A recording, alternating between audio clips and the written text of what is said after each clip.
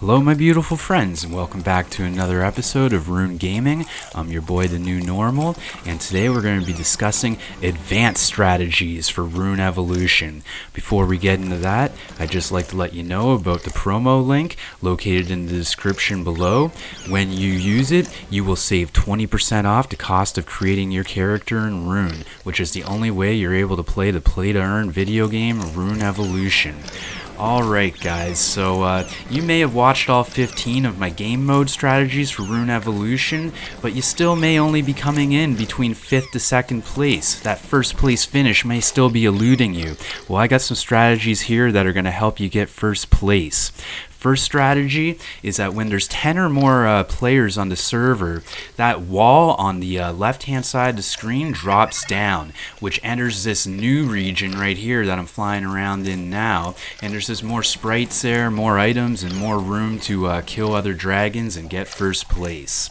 Also, another strategy you want to keep in mind is that when you die, you drop an orb that has a fair percentage of your points located in it. So when another player grabs your orb after you die, they get your points. What you can do is that when you respawn, you fly immediately to the last area you were killed. And then you're going to see that orb there, hopefully. If you see it, go grab it. And that means you get your points back and another player doesn't get your points. So it'll help you in winning these rounds.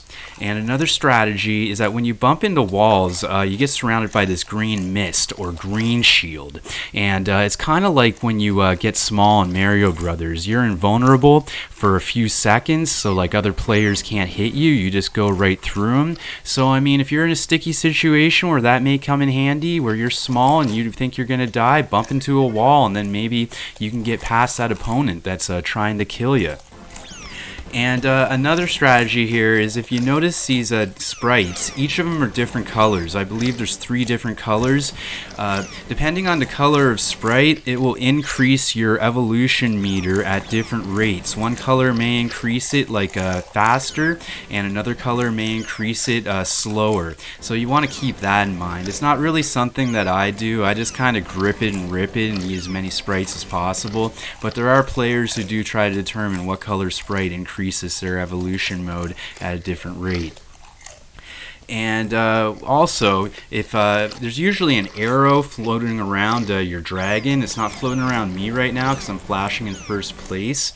However, you follow that arrow and it's going to lead you to the dragon who is in first place. And this often comes in handy for modes like Leader Cap or Let's Be Friends, where you want to kill the dragon who is in the lead, so then you can get most of their points. Also for Let's Be Friends, you want to let the bigger dragon kill you, so then they lose 200 points. Those are just a few examples. Also, if you see a dragon flying around that has a target icon floating above them, all that means is that they were the last dragon to have killed you. So if you're looking for revenge against that player, that's a good way to be able to find them.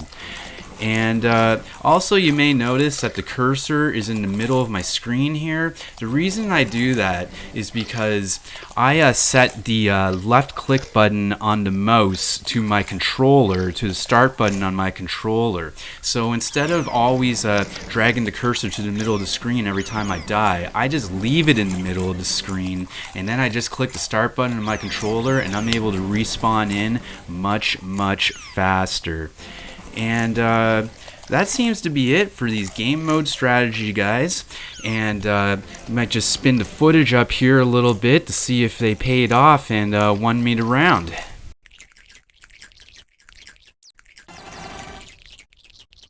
25 seconds left on the clock, just enough time for me to let you know about the most important strategy. When you see those orbs pop up, either after you kill a dragon or after another player kills a dragon, you rush over to that area where that dragon died right away, and as soon as that orb spawns, you grab it. That is the most efficient way to get points faster and to get more first place finishes faster.